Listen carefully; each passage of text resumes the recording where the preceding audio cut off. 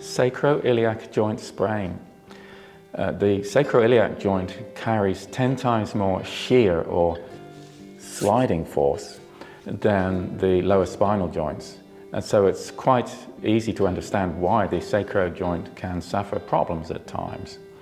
A sprain or strain of the sacroiliac joint is a little like an ankle sprain in the sense that you roll your ankle and you take the joint beyond its safe and comfortable range of movement such that ligaments around the joint, they sprain or tear and then the joint sore. The sacroiliac joint, however, is unlike the ankle joint. You can strap your ankle back so that it's in the middle range of movement and the ligaments have the load off them and they can heal.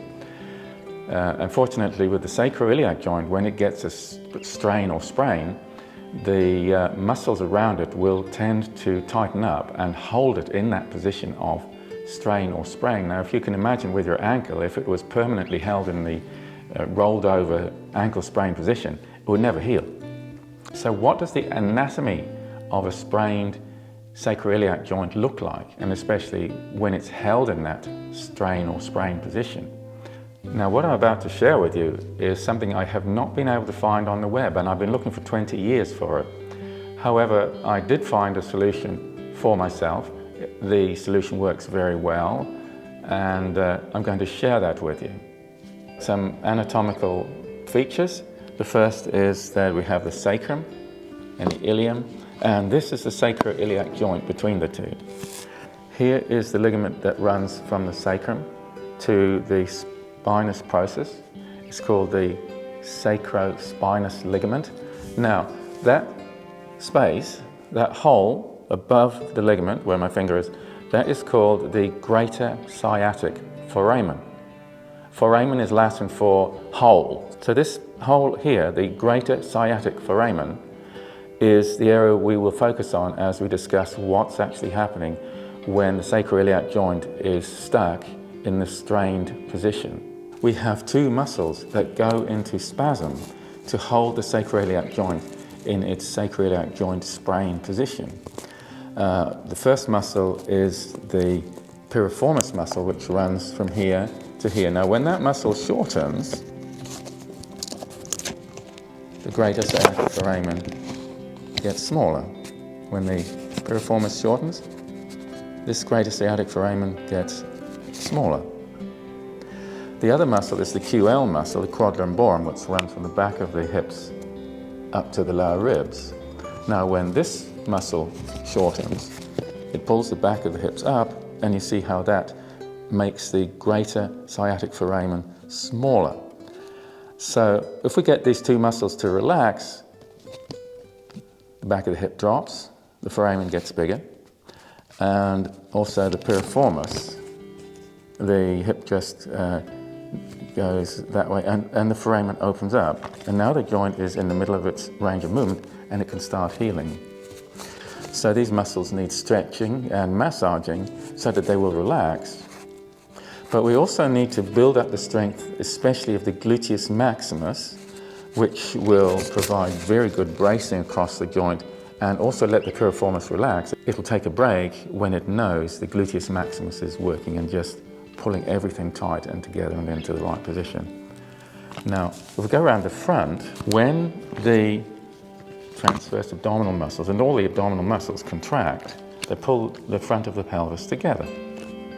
And I think you can appreciate if the front of the pelvis is pulled together by tight tummy muscles, the sit bones move apart, and the sit bones move away from the tailbone, and you see that the sit bones move apart and away from the tailbone. So that's tummy muscles working, and that's tummy muscles not working. And so if we know the anatomy of a sacroiliac joint strain, then we will have a fair idea. We can picture that area opening up so that the sprain is released and the ligaments can heal. These are the exercises that I developed for myself 20 years ago when I developed a sacroiliac joint sprain. I actually got this strain by standing in the pedals of a bicycle and pushing really hard in sprint intervals. And these are the exercises that I found that fix the problem. So, but first off, if we can just get the feel of putting space between the tailbone and the sits bone so that this triangle, the tailbone at the top and the sits bones below, can open out, that feel is when we know that the greater sciatic foramen is opening up and the sacroiliac joint is resetting back to its middle range of movement so that the sacroiliac sprained ligaments can heal. So if we just hang the arms, this is going to a monkey squat. Send the knees a little wide and send the hips back.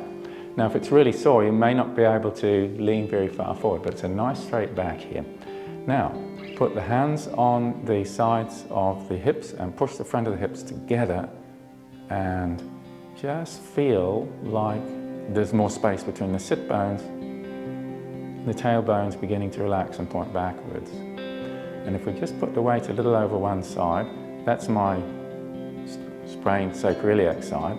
It still carries some damage, it still niggles a little, but it's never been a real problem since then. Think about making space between the sit bone on this side, the weighted side, and the tailbone. And just taking the weight side to side and make space. Think about the tailbone going away from the sit bone on the weight loaded side, puts the hips together. And just rocking into that, right, make space between the tailbone and the sit bone on this right hand leg, the leg that's taking the weight. So the absolute best exercise for getting this area to relax, funnily enough, is one that gets the gluteus maximus working. And it's simply standing on one leg and doing a single-legged squat, just like that.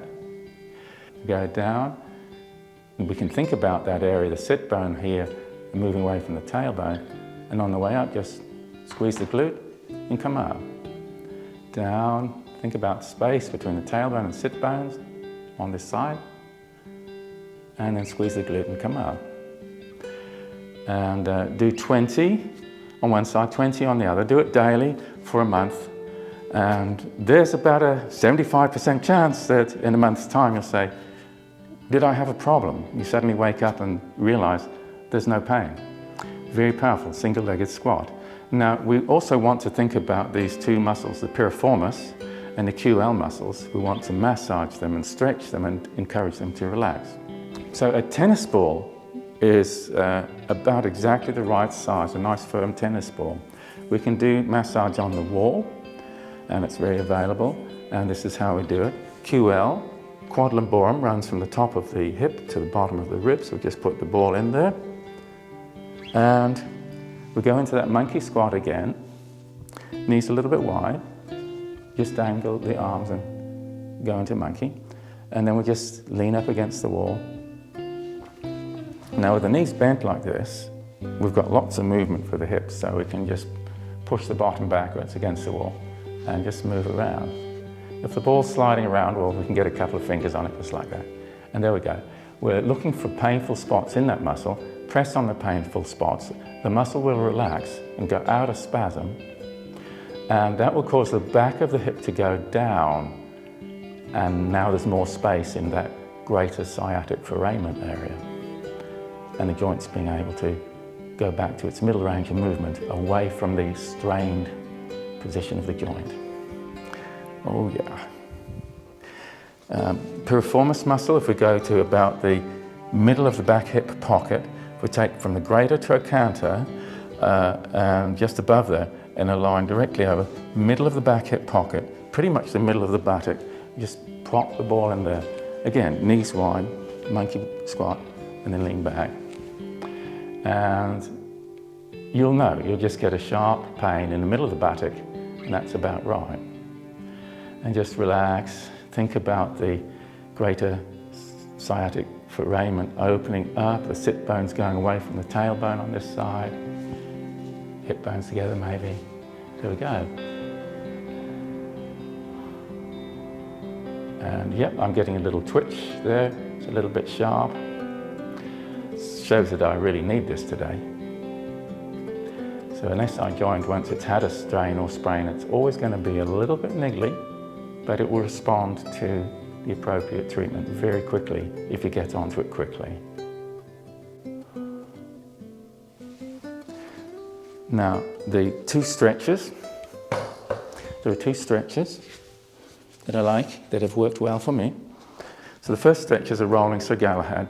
This is to encourage a little bit more flexibility and movement in the sacroiliac joints in a safe way, so that if the sacroiliac joint has a springiness and range of movement in it, it can go into its end of range of movement without getting a strain or sprain. So a little bit of extra movement in the SI joints is a nice simple way to do it, nice and safe. Just forward and back in a rolling Sir Galahad. Belly button back, forward, the front of the hips go down, and then we can just put the arm in. I want you to imagine you're a cowboy riding on a horse, waving your hat back and forth. Really nice, safe way to put some mobility back in your sacroiliac joints. And it's very safe. Even in the midst of a sacroiliac sprain, you can still do it. If it's really sore afterwards, well, be very gentle about it. And of course, you just do the other side as well. Now, there's all sorts of pretzel stretches and figure 4 stretches, but the one that really helped me is a stretch band windscreen wiper, like this. This is a guaranteed stretch for the piriformis muscle. And just let that happen. It's doing a lot of nice stretching there.